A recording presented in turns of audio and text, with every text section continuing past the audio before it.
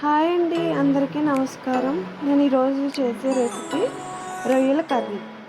ముందుగా కళాయి పెట్టుకొని కొద్దిగా ఆయిల్ వేసుకొని అందులో రొయ్యలు వేయాలి. రొయ్యలు వేసి కొంచెం పసుపు, కొంచెం ఉప్పు వేసి బాగా కలుపుకొని బాగా వేపుకోవాలి. ఇలా చేస్తే నీసు వాసన రాదు. ఇలా వేపుకుంటే ఇందులో వాటర్ వస్తున్నాయి, ఆ వాటర్ అంతా ఎగిరిపోవాలి. ఆ వాటర్ అంతా ఎగిరితే ఈ స్మెల్ అనేది అస్సలు రాదు. అలా దగ్గరికి అయ్యేంత వరకు వేపుకొని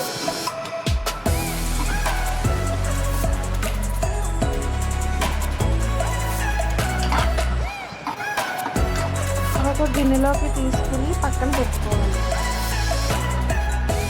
మరొక కడాయి పెట్టుకొని అందులో కొంచెం ఆయిల్ వేసుకొని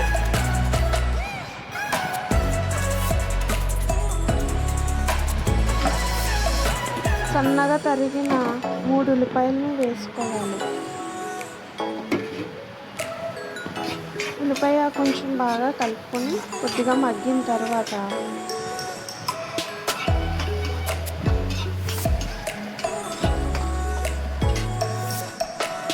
4 పచ్చిమిరపకాయలు వేసుకుని ఉల్లిపాయ పచ్చిమిరపకాయ కొంచెం బాగా మగ్గిన తర్వాత బాగా మగ్గనివ్వాలి.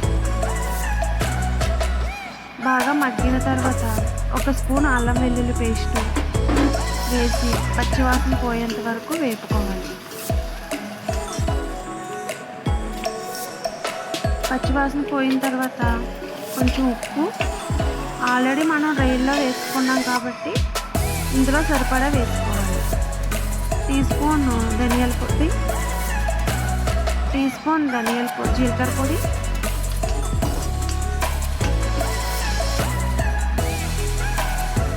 రెండు స్పూన్ల కారం వేసుకుని మొత్తం అంతా మిక్స్ అయ్యేలాగా బాగా కలుపుకోవాలి. బాగా కలుపుకొని మనం రొయ్యలు వేపుకున్నాం కదా, అందులో వేసేయాలి. వేసి బాగా మొత్తం అంతా మిక్స్ అయ్యి 1 నిమిషం పాటు వేపుకోవాలి.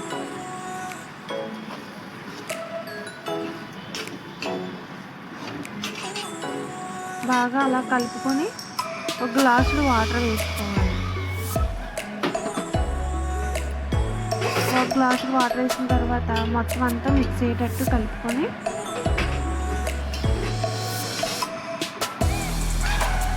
బాగా ఉడికినివ్వాలి.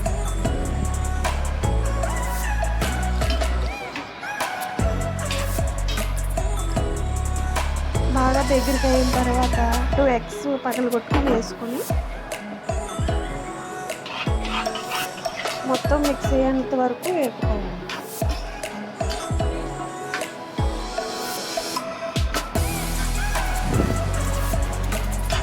మొత్తం దగ్గర పడేంత వరకు అలా వేసుకొని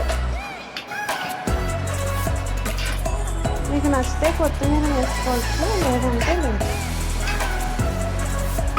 స్టవ్ ఆఫ్ చేసి ఒక గిన్నెలోకి తీసుకొని సర్వింగ్ బౌల్లోకి తీసుకుంటే అంతే, వేడివేడిగా నోరూరించి రొయ్యల కూర రెడీ.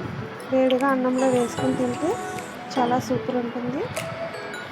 మీకు ఈ కూర నచ్చినట్లయితే కామెంట్ చేయండి, సబ్స్క్రైబ్ చేయండి, షేర్ చేసుకోండి.